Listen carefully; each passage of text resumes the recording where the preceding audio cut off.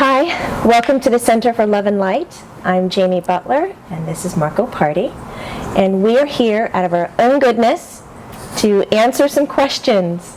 Actually, we've got some feedback to see if we were trying to, teach you something or put a certain moral or idea in your head, and we're not.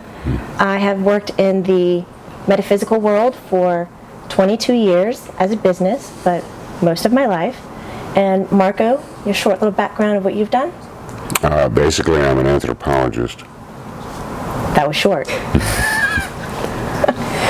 Marco has done much more than that, but if he wants to play humble today, I'm going to roll with it.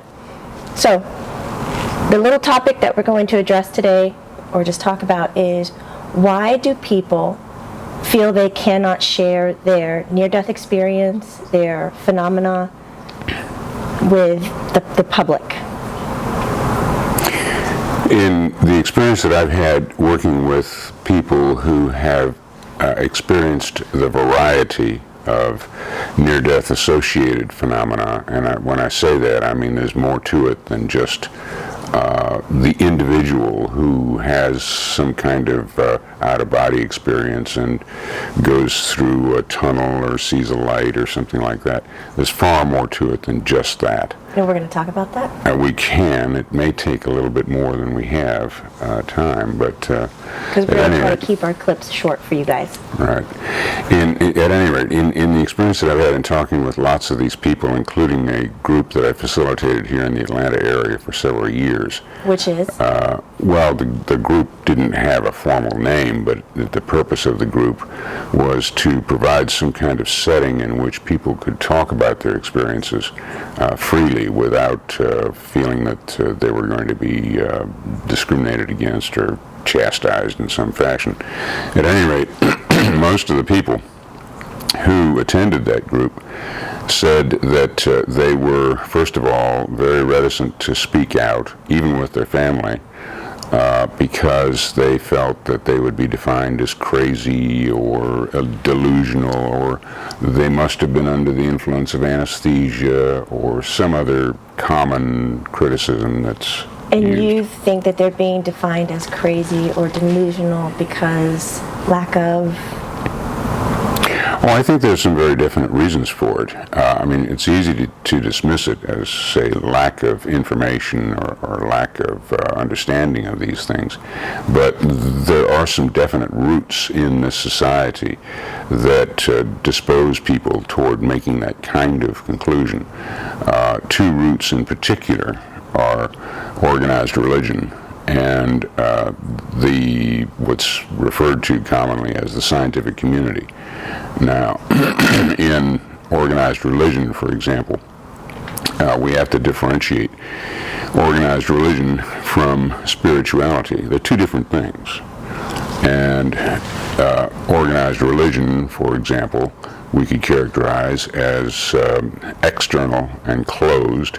External in the sense that I can fake my way as a member of any religion I choose. All I got to do is buy the book and memorize what to say, when to say it, how to act, all that kind of stuff, and I can pass myself off. We see lots of televangelists who make a living that way.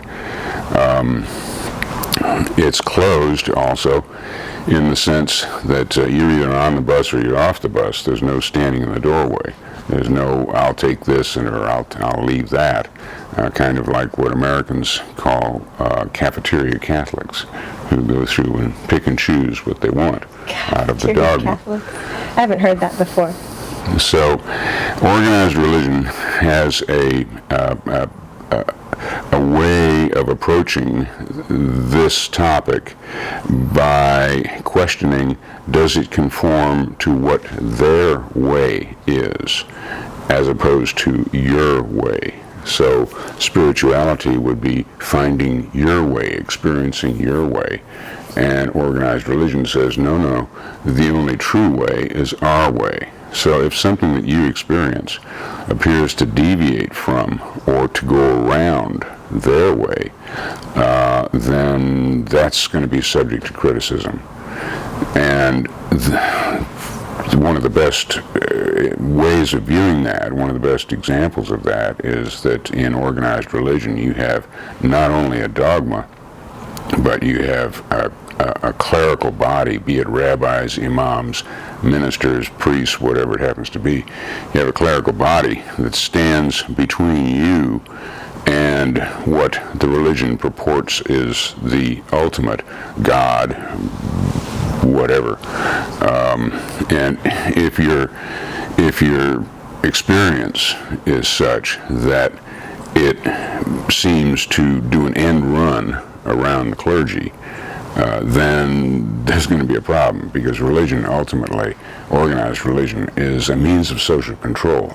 And if you're outside that area that they can control, then there's going to be a problem. So would you say in this case, people who are having these experiences are almost better off having a spiritual kind of belief pattern rather than a religious belief pattern?